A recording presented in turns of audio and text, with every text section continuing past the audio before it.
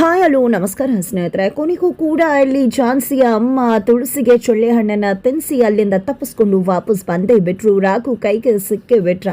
ಏನಾಯ್ತು, ಏನು ಕಥೆ, ಇದೆಲ್ಲವನ್ನ ಕೂಡ ತಿಳ್ಕೋಬೇಕು ಅಂದರೆ ಈಗಲೇ ನಮ್ಮ ಈ ಚಾನಲ್ನ ಸಬ್ಸ್ಕ್ರೈಬ್ ಮಾಡಿ, ಹಾಗೆ ಈ ಒಂದು ವಿಡಿಯೋವನ್ನು ಪೂರ್ತಿಯಾಗಿ ನೋಡೋದನ್ನು ಯಾವುದೇ ಕಾರಣಕ್ಕೂ ಕೂಡ ಮರಿಬೇಡಿ. ಇಲ್ಲಿ ಸಂಪತ್ ಕುಮಾರ್ ಅವರು ತುಳಸಿಯ ಒಂದು ಕಾರಿನ ಡಿಕ್ಕಿಯಲ್ಲಿ ಕೂತ್ಕೊಂಡು ತುಳಸಿಯನ್ನು ಫಾಲೋ ಮಾಡೋದಕ್ಕೆ ಮುಂದಾಗ್ತಾರೆ.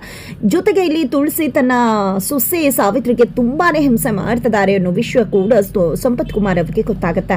ಇಂಥ ಒಂದು ರಾಕ್ಷಸಿಗೆ ನಾನು ಜನ್ಮದಾತನಾಗ್ಬಿಟ್ನಲ್ಲ, ಇಲ್ಲ ಇವಳು ಕಥೆಯನ್ನೇ ಮುಗಿಸ್ಬಿಡ್ಬೇಕು, ಇಷ್ಟೆಲ್ಲ ಏಕೆ ರಾಕ್ಷಸಿ ಆಗಿದ್ದಾಳೆ ಅಂದರೆ ಇವಳಿಗೆ ಬದುಕೋದಕ್ಕೆ ಅರ್ಹತೆ ಇಲ್ಲ, ಇವಳು ಇದ್ದಷ್ಟು ಕೂಡ ಆಪತ್ತೆ, ಇವಳು ಕಥೆಯನ್ನೇ ಮುಗಿಸ್ಬೇಕು ಅಂತಾನೆ ಸಂಪತ್ ಕುಮಾರ್ ಅವರು ನಿರ್ಧಾರ ಮಾಡ್ಕೊಂಡಿದ್ದಾರೆ. ನಿರ್ಧಾರ ಮಾಡ್ಕೊಂಡಿರುವುದಷ್ಟೇ ಅಲ್ಲದೆ ಆಕೆ ಕಾರಿನಲ್ಲಿ ಹೋಗಬೇಕಾದ್ರೆ ಯಾವುದೇ ರೀತಿಯ ಸುಳಿವು ಸಿಗಬಾರ್ದು ಅನ್ನೋ ಕಾರಣಕ್ಕೆ, ಜೊತೆಗೆ ನಾನು ಒಬ್ಬನೇ ಹೋದ್ರೆ ಅಷ್ಟು ಸೇಫ್ ಇಲ್ಲ ಅನ್ನೋದನ್ನ ಅರಿತಂತ ಅವರು ರಾಘುಗೆ ಲೈವ್ ಲೊಕೇಶನ್ ಅನ್ನ ಕಳಿಸ್ತಾರೆ.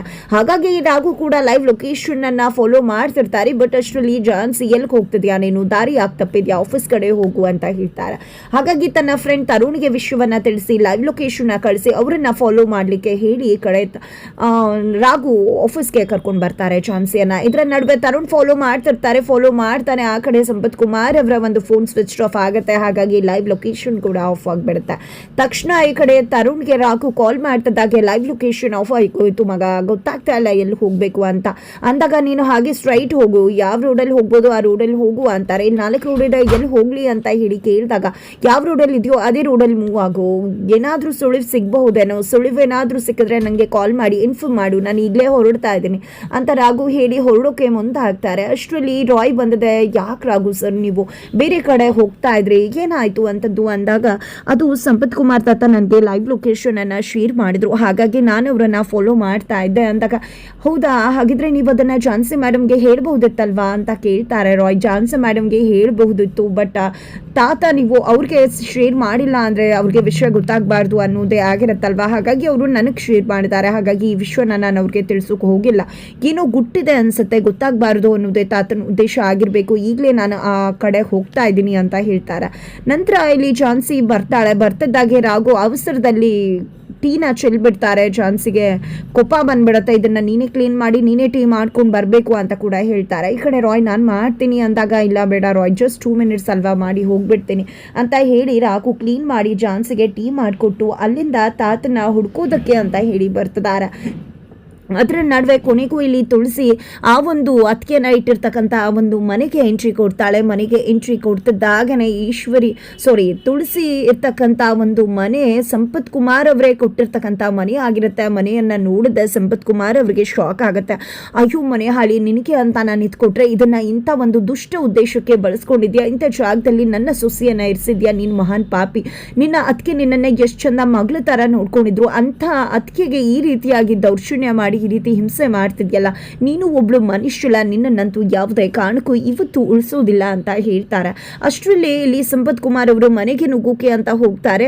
ಅಲ್ಲಿ ಇರ್ತಕ್ಕಂಥ ವ್ಯಕ್ತಿ ಸಂಪತ್ ಕುಮಾರ್ ಅವರನ್ನ ತಡೆದಾಗ ಅವರನ್ನು ಕೂಡ ದಾಟಿ ಒಳಗಡೆ ಬರ್ತಾರೆ ಸಂಪತ್ ಕುಮಾರ್. ಆಗ ಇಲ್ಲಿ ಕಪಾಳಕ್ಕೆ ಬಾರಿಸಿದ್ದೆ ಇಲ್ಲಿ ತುಳಸಿ ತನ್ನ ಮುಂದೆ ಆಕೆಯನ್ನ ಇಟ್ಕೊಂಡು ಬೈತಾ ಇರ್ತಾಳೆ. ಅದನ್ನ ನೋಡಿದಂತ ಸಂಪತ್ ಕುಮಾರ್ ಅವರಿಗೆ ತನ್ನ ಸೊಸೆಯನ್ನೇ ಬೈತಿದ್ದಾಳೆ ಅಂತ ಅನ್ಸುತ್ತೆ.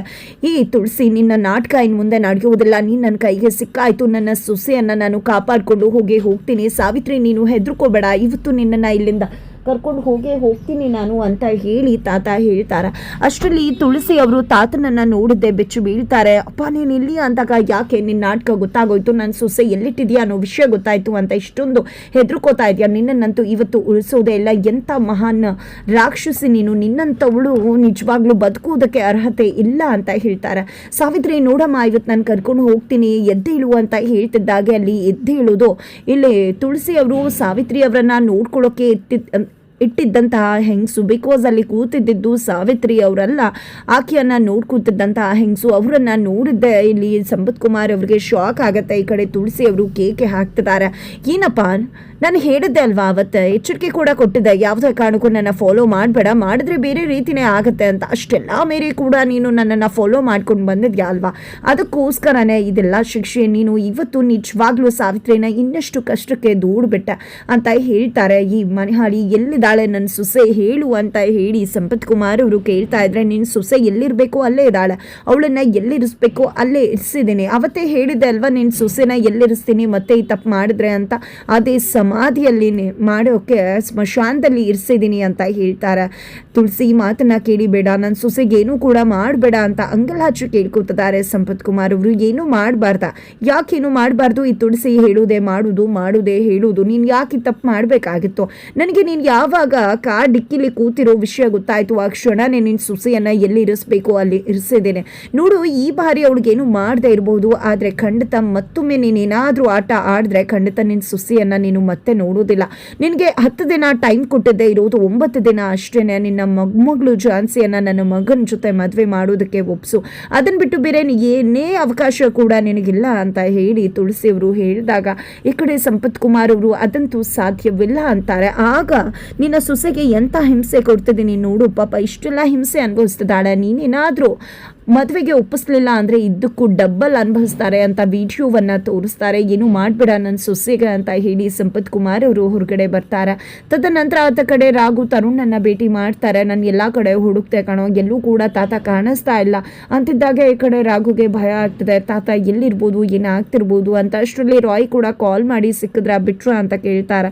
ಇಲ್ಲ ಅಂತ ರಾಘು ಹೇಳಿದ್ದೆ, ತಾತ ಅಲ್ಲಿಂದ ನಡ್ಕೊಂಡು ಬರ್ತಿರ್ತಾರೆ. ತಾತ ಎಲ್ಲಿ ಏನಾಯಿತು, ಯಾಕೆ ಲೊಕೇಶನ್ ಕಳಿಸಿದ್ರಿ ಅಂತ ಪ್ರಶ್ನೆ ಮಾಡ್ತಿದ್ದಾರೆ ತರುಣ್ ಮತ್ತು ರಾಘು. ಬಟ್ ನಿಮಗೆ ಯಾವುದೇ ಉತ್ತರ ಕೊಡೋ ಪರಿಸ್ಥಿತಿಯಲ್ಲಿ ನಾನಿಲ್ಲ, ಏನು ಮಾಡಿದ್ದು ಪ್ರಯೋಜನಕ್ಕೆ ಬರಲಿಲ್ಲ ಅಂತ ತಾತ ಹೇಳ್ತಾರೆ.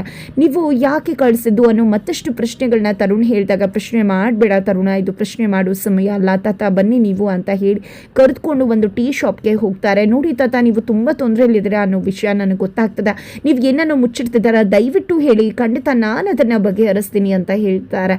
ಇದರ ನಡುವೆ ತುಳಸಿ ಅವರು ಆ ಒಂದು ಮನೆಯಲ್ಲಿ ಇಟ್ಟಿದ್ದಂಥ ಹೆಂಗಸಿಗೆ ಬಾರಿಸ್ತಿದ್ದಾರೆ, ಬೈತಿದ್ದಾರೆ. ಬಿಕಾಸ್ ಇಲ್ಲಿ ತುಳಸಿ ಅವರು ಇಷ್ಟು ದಿನ ತನ್ನ ಕಪಿಮುಷ್ಟಿಯಲ್ಲಿ ಇಟ್ಕೊಂಡಿದ್ದಂತಹ ಸಾವಿತ್ರಿಯವರು ಎಸ್ಕೇಪ್ ಆಗಿಬಿಟ್ಟಿದ್ದಾರೆ. ಇಷ್ಟೊತ್ತು ತಾತನ ಮುಂದೆ ಮಾಡಿದ ಎಲ್ಲವೂ ಕೂಡ ನಾಟಕ ಆಗಿತ್ತು. ಯಾಕಂದರೆ ತುಳಸಿ ಅವ್ರಿಗೆ ತಾತ ಬಂದಿದ್ದು ಕೂಡ ಗೊತ್ತಿರಲಿಲ್ಲ. ಆದರೆ ಈ ಒಂದು ಕ್ಷಣನ ಹೇಗಾದರೂ ಮಾಡಿ ಎಸ್ಕೇಪ್ ಆಗಬೇಕು ಅನ್ನೋ ಕಾರಣಕ್ಕೆ, ತಾತನ ಭಯಪಡಿಸ್ಬೇಕು ಅನ್ನೋ ಕಾರಣಕ್ಕೆ ಇಲ್ಲಿ ಸಂಪತ್ ಕುಮಾರ್ ಅವ್ರಿಗೆ ಭಯಪಡಿಸಿದ್ರು ತುಳಸಿಯವರು. ಆದರೆ ತುಳಸಿಯವರು ಅವರ ಜೊತೆಯಲ್ಲಿ ಇಲ್ಲವೇ ಇಲ್ಲ. ಈ ವಿಷಯ ಅಪ್ಪಂಗೆ ಗೊತ್ತಾದರೆ ಏನಾಗ್ಬಿಡುತ್ತೋ, ಖಂಡಿತ ಅವರು ನನ್ನ ಕಪಿಮುಷ್ಟಿಯಿಂದ ಜಾರ್ ಬಿಡ್ತಾರೆ, ನನ್ನ ಎಲ್ಲ ಪ್ಲಾನ್ ಕೂಡ ಉಲ್ಟಾ ಆಗತ್ತೆ ಅಂತ ತುಳಸಿಯವರು ಪಿಚ್ಚಾಡ್ತಿದ್ದಾರೆ. ಆಗ ಅದು ಮೇಡಮ್, ನಾನು ಅವಳಿಗೆ ಹೊಡಿತಾನೆ ಇದ್ದೆ, ಅವಳು ಏನೇ ಮಾಡಿದ್ರು ಕೂಡ ಮದುವೆಗೆ ಒಪ್ಕೋತಾನೆ ಇರಲಿಲ್ಲ, ಹಾಗಾಗಿ ನಾನು ಇನ್ನೊಂದು ರೀತಿ ಶಿಕ್ಷೆ ಕೊಡಬೇಕು ಅಂತ ಹೋದೆ, ಅಷ್ಟರಲ್ಲಿ ಆಕೆ ತಪ್ಪಿಸ್ಕೊಂಡು ನನಗೆ ಹೊಡೆದು ಹೋಗ್ಬಿಟ್ರು ಅಂತ ಹೇಳ್ತಿದ್ದಾರೆ. ಈ ಕಡೆ ತುಳಸಿಯವರು ಅದಕ್ಕೆನ ಹುಡ್ಕೋದ್ರಲ್ಲಿ ಮುಂದಾಗಿದ್ರೆ, ಆ ಕಡೆ ಅದಕ್ಕೆ ತನ್ನ ಮಾವನ ಮನೆಗೆ ಸೇರೋ ಪ್ರಯತ್ನದಲ್ಲಿ ಮುಂದಾಗಿದ್ದಾರೆ.